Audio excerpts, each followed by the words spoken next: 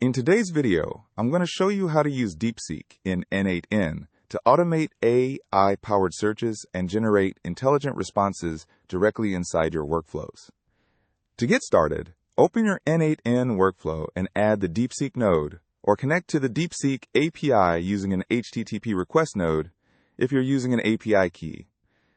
Next, enter your DeepSeek API credentials and configure the model you want to use.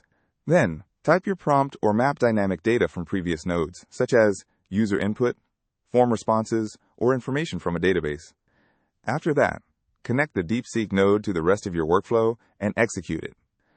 The AI will process your prompt and return a response that you can pass to other nodes for tasks like sending emails, creating documents, updating spreadsheets, or triggering additional automations.